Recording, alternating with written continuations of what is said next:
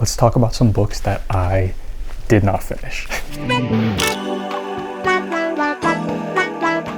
Hey guys, it's Chris. Welcome to my channel. I'm glad to have you back. And today I want to talk about books that I didn't finish because I need to support myself in this new not finishing book era that I'm in. I am a reformed, obsessive book finisher. Even if I didn't like the book, I would feel this need to finish a book. And I still kind of feel that way, where if I have the book on the shelf and I know I didn't finish it, it feels incomplete and it feels like I just need to finish a book, almost this like obsessive completionist feeling. And over the past year, I've really been trying to fight that because I think that spending your time on things that you don't fully enjoy, I feel like it's a waste of time. I don't think you should need to push yourself to finish a book that you don't like.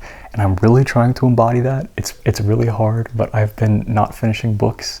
And even looking at these books that I haven't finished now, I'm feeling this need to finish them, but I'm just gonna put that aside and only read books that I really like. So in the spirit of not being an obsessive completionist, I'm going to talk about some books that I didn't finish and why I didn't finish them. Let me know in the comments if you finish every single book you read, or if you don't, let me know some books that you didn't finish and why. Let's start off with really the only book in this lineup that it's not necessarily the book's fault, but it's more my fault.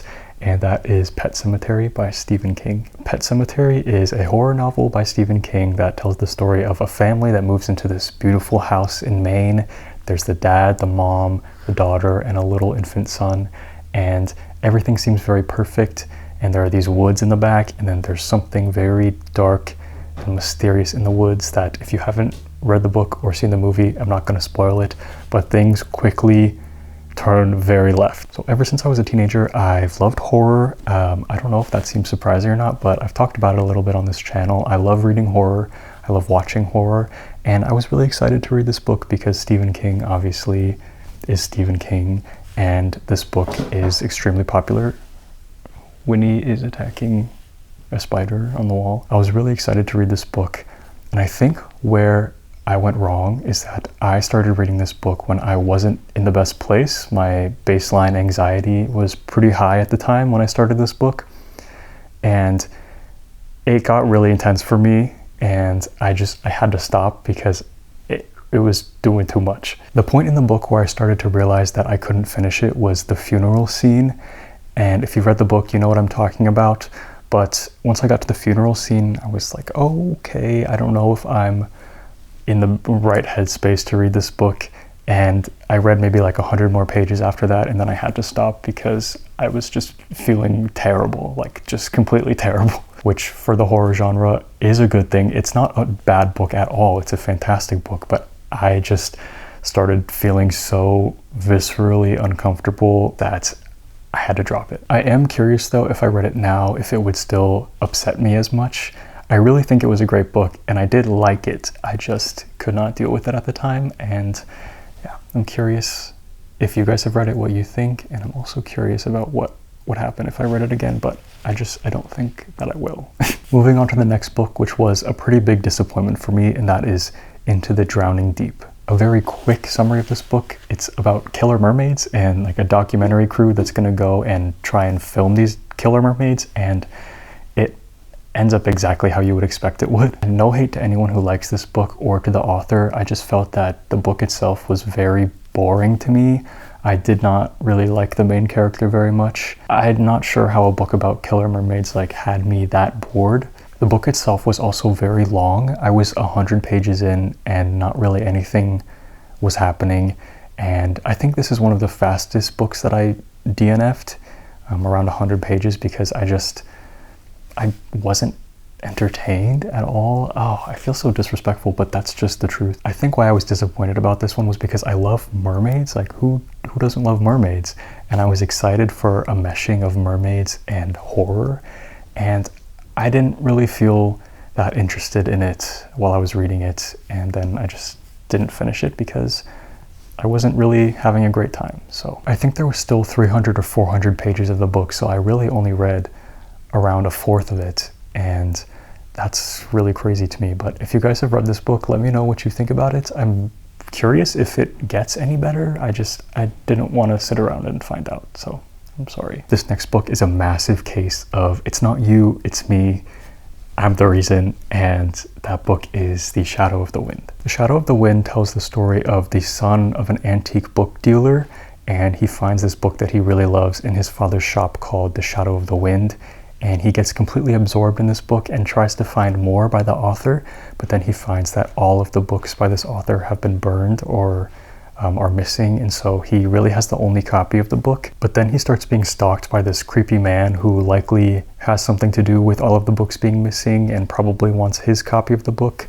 I don't really know how that mystery unravels because I didn't finish it. I've talked about The Shadow of the Wind on my channel before and how I feel about it, but basically the book itself is just so dense, and not even in content necessarily, but in like prose and in descriptions. And an analogy I used when I talked about it before was that it's like this rich chocolate cake, and it's like really good in the first few bites, but then if you're eating so much of it, like you get sick of it. Not sick, I wouldn't say sick of it. This book personally wasn't my taste because I got very fatigued by the extensive descriptions going on, and it honestly felt like I was running a marathon a little bit, and then I just tapped out because I realized that I was forcing myself to keep reading, and then that's what I'm trying to move away from. Next up, we have a book that was super popular. I've seen a lot of people talk about it, and I did not like this book, like really at all.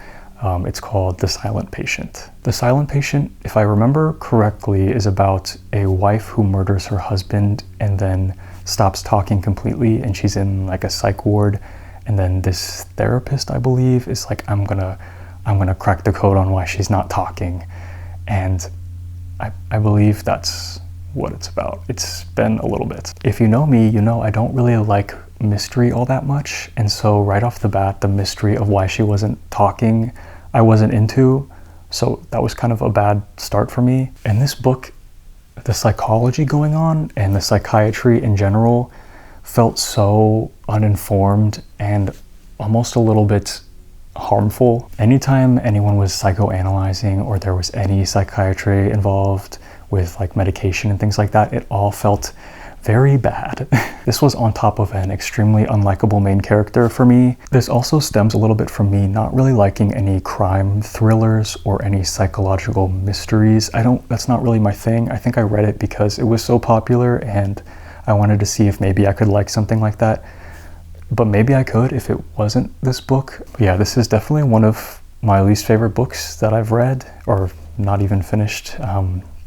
And I'm not trying to drag anyone who likes it. Obviously, that's your prerogative, but it wasn't for me. Okay, so for this last book, I've talked about it a little bit. I feel like it's fairly controversial, and I don't know if it's just you, it's me, because I've seen some other people feel the same way about this book, but it is On Earth We're Briefly Gorgeous. On Earth We're Briefly Gorgeous is about our main character named Little Dog, who, the book is him writing a letter to his mom who can't read. He's the son of an immigrant, so his mom immigrated from Vietnam, and the whole story is him writing a letter to her. On Earth We're Briefly Gorgeous deals with themes of sexuality, on being the child of an immigrant family and race in general, on class and addiction, things like that. This book, you can really tell that Ocean Vuong is a poet because the language, the prose is so extremely flowy that for me, it wasn't really moving any sort of significant plot point forward. Personally, I need a plot to feel engaged, and it felt like 90% poetic embellishment and 10% real plot moving forward. If you like a fragmented poetic writing style, then this could totally be for you, but for me, it bordered a little bit on like milk and honey territory. Sometimes it felt a little bit pretentious, and I did not like it. I do like fluff in books, but I felt like this one had so much that I wasn't getting a lot of, I don't know. Obviously, so many people love this book and they connected with it and found something very important in it, and that's great. I'm super happy because that's what reading is for, but it just wasn't for me, and that's my opinion.